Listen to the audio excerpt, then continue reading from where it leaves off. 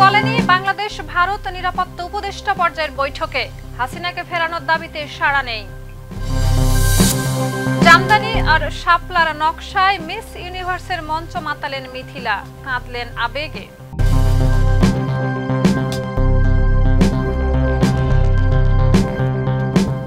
দর্শক, আমন্ত্রণ মাই TV I নিউজে। এতক্ষণ দেখছিলেন শিরোনাম, সাথে আছি আমি Shahida Ruby. Colour expert, George sap এবং মাইল্ড অন হ্যান্ডস টেকনোলজি সমৃদ্ধ অরিক্স ক্রিস্টাল ওয়াশ আপনার লন্ড্রি এক্সপার্ট। বাংলাদেশের জাতীয় নিরাপত্তা উপদেষ্টা ডক্টর খলিলুর রহমান ভারতের এনএসএ অজিত দোভালের সঙ্গে নয়াদিল্লিতে বৈঠক করেছেন। তারা সিএসসির কার্যক্রম, দ্বিপক্ষীয় নিরাপত্তা এবং আঞ্চলিক সহযোগিতা নিয়ে আলোচনা করেছেন। বৈঠকে সামুদ্রিক নিরাপত্তা, সন্ত্রাস বিরোধী উদ্যোগ, ট্রান্সন্যাশনাল অপরাধ প্রতিরোধ ও সাইবার নিরাপত্তা নিয়ে আলোচনা হয়েছে। সম্প্রতি শেখ হাসিনার মৃত্যুদণ্ডের রায় ও তাকে দেশে ফেরত পাঠানোর বিষয়ে আলোচনা হলেও কোনো পক্ষই এ বিষয়ে মুখ খোলেনি। বিস্তারিত প্রতিবেদনে। জাতীয় নিরাপত্তা উপদেষ্টা এনএসএ ডক্টর খলিলুর রহমান এবং ভারতের এনএসএ অজিত দোভালের মধ্যে বৈঠক অনুষ্ঠিত হয়েছে। দুই পক্ষ ভারতের রাজনীতি, নয়াদিল্লিতে গুরুত্বপূর্ণ দ্বিপক্ষীয় আঞ্চলিক নিরাপত্তা বিষয় নিয়ে আলোচনা করেছেন। বাংলাদেশ হাইকমিশনের এক সংবাদ বিজ্ঞপ্তিতে বলা হয়েছে, ডক্টর খলিলের নেতৃত্বে প্রতিনিধি দল সপ্তম কলম্বো সিকিউরিটি কনক্লেভ এনএসএ পর্যায়ের বৈঠকে অংশ নিতে ভারতে অবস্থান করছে। বৈঠকটি ভারতের প্রধানমন্ত্রীর কার্যালয়ে সকালে রুদ্ধদ্বার প্রায় আধ ঘন্টা চলেছে। দিল্লি যাওয়ার আগে ডক্টর খলিল ঢাকায় নিযুক্ত ভারতের হাইকমিশনার প্রণয় কুমার ভার্মার সঙ্গে দেখা করেছেন। বৈঠকে সিএসসির কার্যক্রম এবং গুরুত্বপূর্ণ দ্বিপক্ষীয় বিষয় নিয়ে আলোচনা হয়েছে। ভারতের এনএসএ-কে বাংলাদেশ সফরের আমন্ত্রণ জানিয়েছেন। এর আগে চলতি বছরের এপ্রিলে থাইল্যান্ড বিমস্টেক সম্মেলনের নৈশভোজে তারা দেখা করেছিলেন। এই বৈঠকটি এমন এক সময়ে অনুষ্ঠিত হয়েছে যখন ক্ষমতাচ্যুত প্রধানমন্ত্রী শেখ হাসিনাকে মানবতা বিরোধী অপরাধের দায়ে আন্তর্জাতিক অপরাধ ট্রাইব্যুনাল মৃত্যুদণ্ড দিয়েছে। অন্তর্বর্তী সরকার দিল্লির কাছে তার প্রত্যাপনের অনুরোধ জানিয়েছে। কূটনৈতিক নোট ভার্বাল প্রস্তুত হলেও তা এখনও ভারতের পররাষ্ট্র মন্ত্রণালয়ে পৌঁছায়নি। সিএসসির সপ্তম এনএসএ বৈঠক ২০ নভেম্বর নয়াদিল্লিতে অনুষ্ঠিত হয়েছে। এতে ভারত, বাংলাদেশ, মালদ্বীপ, মরিশাস, শ্রীলঙ্কা অংশগ্রহণ করেছে। সেলসিয়াস পর্যবেক্ষক ও মালয়েশিয়া অতিথি। বৈঠকে সামুদ্রিক নিরাপত্তা, সন্ত্রাস দমন, ট্রান্সন্যাশনাল অপরাধ প্রতিরোধ, সাইবার নিরাপত্তা, গুরুত্বপূর্ণ অবকাঠামো সুরক্ষা এবং মানবিক সহায়তা ও দুর্যোগ ব্যবস্থা নিয়ে আলোচনা হয়েছে। কলম্বো সিকিউরিটি কনক্লেভ ২০১১ সালে ভারত, শ্রীলঙ্কা ও মালদ্বীপের উদ্যোগে অনুষ্ঠিত হয়। চীনের নৌ প্রভাব মোকাবেলায় ২০২০ সালে পুনরায় কার্যকর করা হয়।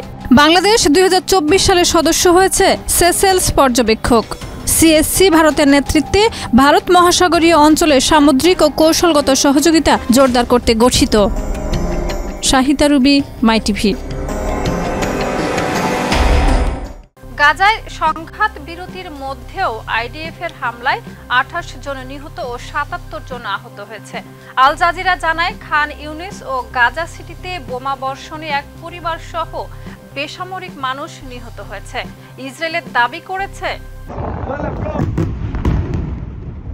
চলমান সংঘাত বিরতির মধ্যেও গাজা উপত্যকায় হামলা চালিয়েছে ইসরায়েলি প্রতিরক্ষা বাহিনী আইডিএফ। এ হামলায় অন্তত ২৮ জন ফিলিস্তিনি নিহত এবং আরো কমপক্ষে ৭৭ জন আহত হয়েছেন। আল জাজিরার গাজা প্রতিনিধি হানি মাহমুদের তথ্য অনুযায়ী ১৯ নভেম্বর দক্ষিণ গাজার খান ইউনিসের আল মায়াসি এলাকায় ৩টি লক্ষ্যবস্তুর উপরে বোমা বর্ষণ করে আইডিএফ। একই সময়ে গাজা সিটির পূর্ব অঞ্চলের সুজাইয়া ও জয়তুন এলাকায় একটি করে ভবনে হামলা চালানো হয়। এসব আঘাতেই হতাহতের ঘটনা ঘটে।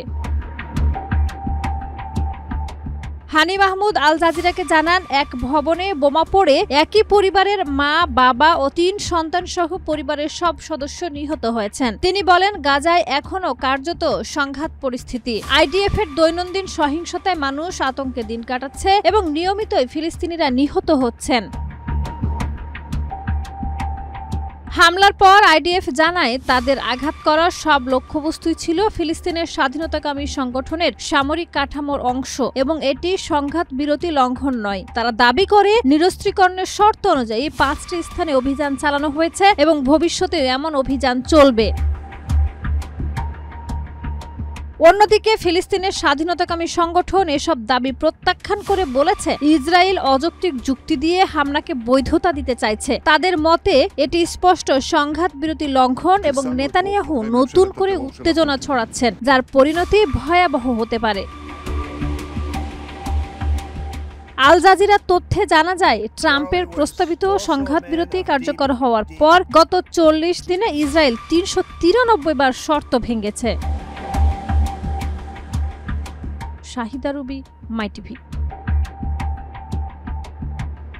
গাজায় সংঘাত বিরতির মধ্যেও আইডিএফের হামলায় 28 জন নিহত ও 77 জন আহত হয়েছে।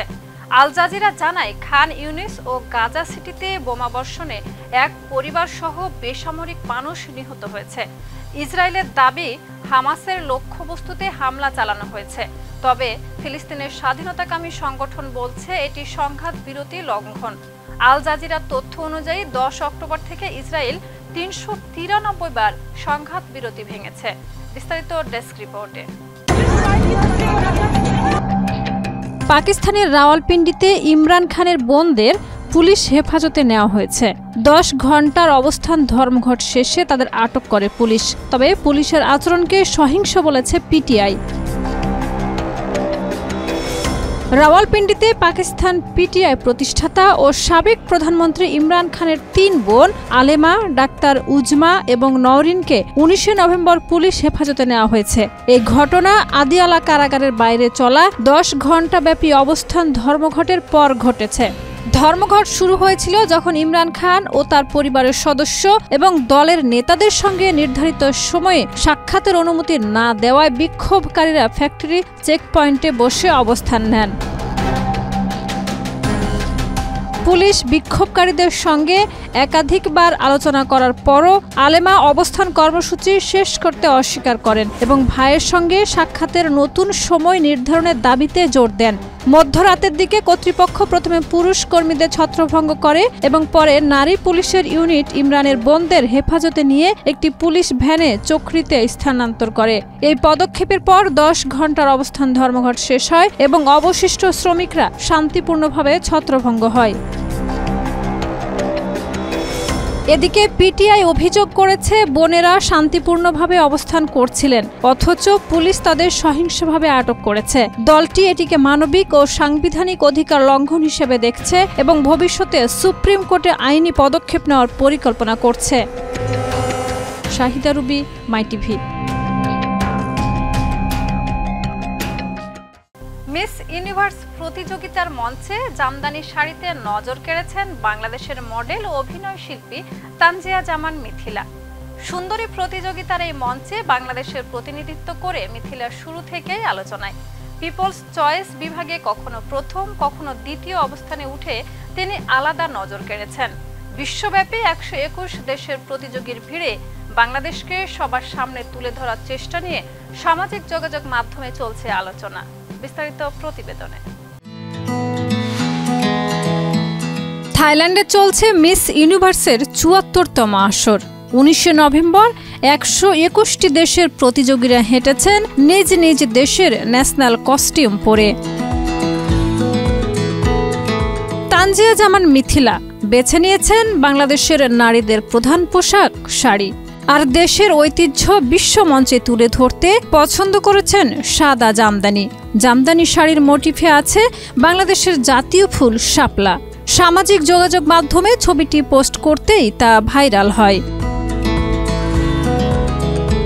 এক ফেসবুক লাইভে মিথিলা জানান তিনি খুশি, কারণ পোশাক যেমন সবাই পছন্দ করেছে তেমনই তার পারফরমেন্সও খুব ভালো হয়েছে। সবাই খুব প্রশংসা করেছে। স্টেজ থেকে নামার পর আবেগে কান্না পেয়েছে বলেও জানান মিথিলা। সুন্দরী প্রতিযোগিতার এই মঞ্চে বাংলাদেশের প্রতিনিধিত্ব করে মিথিলা শুরু থেকেই আলোচনায়। পিপলস চয়েস বিভাগে কখনো প্রথম কখনো দ্বিতীয় অবস্থানে উঠে তিনি আলাদা নজর কেড়েছেন। বিশ্বব্যাপী 121 দেশের প্রতিযোগীর ভিড়ে বাংলাদেশকে সবার সামনে তুলে ধরার চেষ্টা নিয়ে সামাজিক যোগাযোগ মাধ্যমে চলছে আলোচনা।